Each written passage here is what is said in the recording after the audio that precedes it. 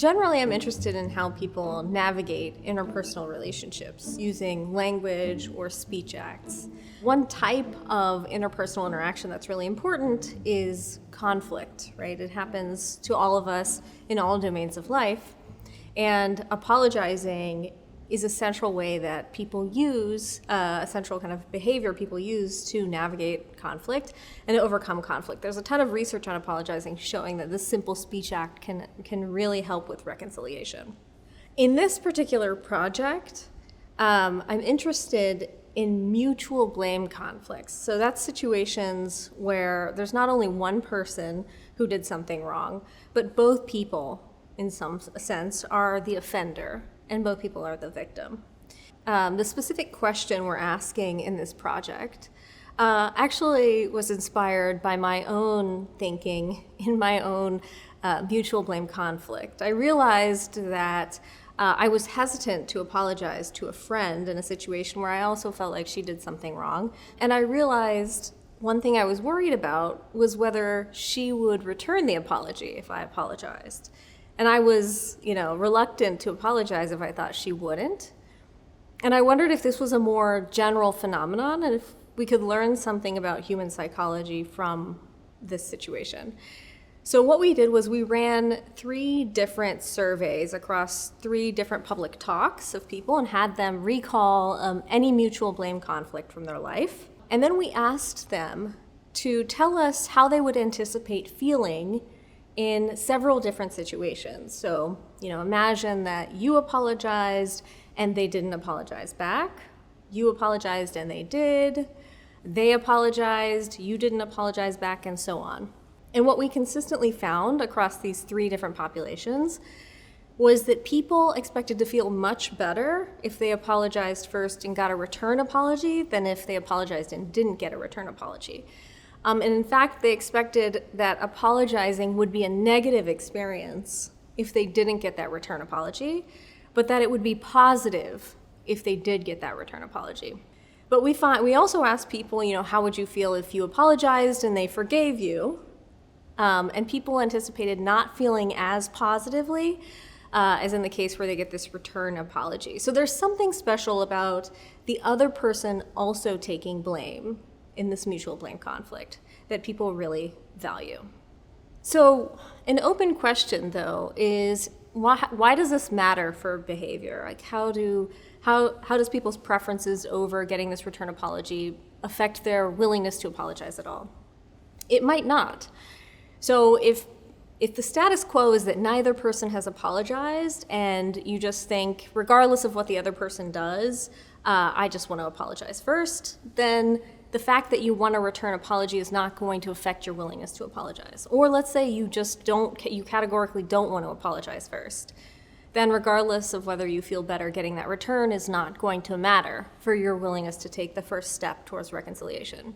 Instead, it might matter, though, if you find the status quo to be better than ending up in a world where you're the only one to apologize, but not as good as ending up in the world where you apologize and they return the apology.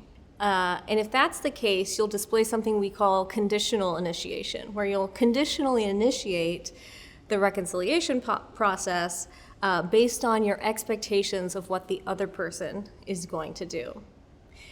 And so I think the most compelling way that we tested this was to create a mutual blame conflict in the lab, where we had pairs of participants interact on a real world task, a real effort task, and we constructed it so that people would make decisions in a way that would cause the other person to lose money in one part of the task, and then in the other part, the other person would cause them to lose money. And then they would learn that they're in this kind of mutual blame conflict. And one person in the pair was called the first mover, because this is the person we gave the first chance to communicate to. And then they knew the other person would get to respond to their message. Okay, so at this point is where we manipulated people's expectations of what the other person would do, specifically whether they would get a return apology from their partner or not. So to do this, we took advantage of something called the 10 Days of Atonement in the Jewish religion.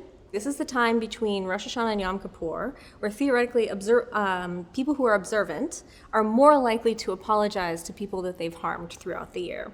And so what we did was we had half of the first movers paired with somebody that we said was not observing this 10 days of apologizing, and then the other half were paired with somebody who we said was observing this 10 days of apologizing. And the study was conducted during that 10 days. Then we coded the first movers' messages for the presence of apology, and what we found was that when first movers were paired with somebody who was not observant, not observing this 10 days of apologizing, they only apologized in 17% of cases, but when their partner was observant, they apologized 26% of the time. And so what we find is that people are sensitive to the expectations of getting a return apology from the other person, in the sense that their willingness to go first is affected by that information. We also ran a study to see if this held on the group level. Is this a dynamic that applies to kind of country level, group level apologies? So to examine this, what we did was we surveyed US citizens, and we asked them to imagine that President Biden was going to take a trip to Japan, and he was considering apologizing for the US dropping the atomic bombs in World War II.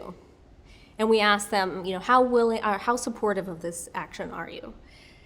But we randomized the information we gave people before they answered that question. Half of the people, we told them, you read an article about the Prime Minister of Japan being interviewed, and you learned that he said that he would be willing to apologize for the bombing of Pearl Harbor if the US first apologized for the atomic bombs. And the other half of people read that the Prime Minister would not be willing to apologize in return. And what we find is that US citizens are much more supportive of Biden apologizing for the bombing in World War II if they expect the Japanese Prime Minister to respond in kind. So this is a dynamic that extends beyond interpersonal relationships. We have observations that people kind of care about getting this return apology, and their willingness to go first depends on it. But the question remains, why? What is the psychology driving people to care about this return apology? I mean, if you think about it, the cost of an apology is seemingly the same whether you get a return apology or not. If you are responsible for making an error in a report, and you say that out loud, I'm sorry I made this error in the report, regardless of what the other person does, it's now clear to people who heard you that you made an error in the report. But when you apologize for a specific act, you're sort of taking blame for that specific act. We call that judgments on that act absolute blame judgments. But in this project, we propose people also care about relative blame judgments. So that is how responsible you are for a conflict relative to the other person or people involved. Let's go back to the workplace example I discussed, where let's say you've made an error on a report and your colleague missed it and didn't catch it in time. And then following this, your supervisor is furious and you're having a meeting with the three of you. Now imagine the supervisor has no idea who was responsible for what part, like how you divided the work. So they actually don't know who is responsible for the mistake. And in this case, the reality is that it's mutual blame. So if you were to say to your colleague, hey, I'm sorry that I made the error in the report, and they don't apologize back, they say like, hey, it's okay, don't worry about it, the supervisor is going to assume you were the only one responsible for that. This is a case of unilateral blame.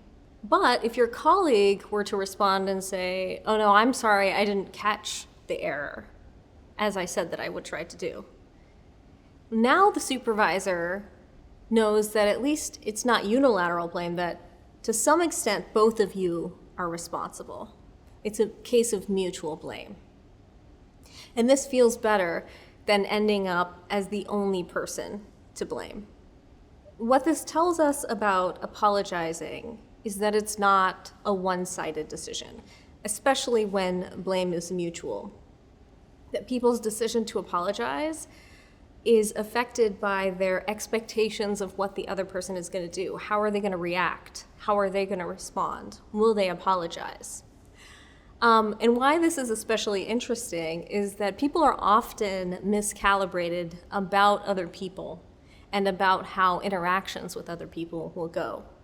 And so if people underestimate how likely it is that they'll get a return apology, let's say both people in a dyad do, then neither person will be willing to take that first step. Even though both of them are willing to apologize, they won't find out, and we might observe a lot of suboptimal apology stalemates, where neither person decides to take that sort of leap of faith and resolve the conflict.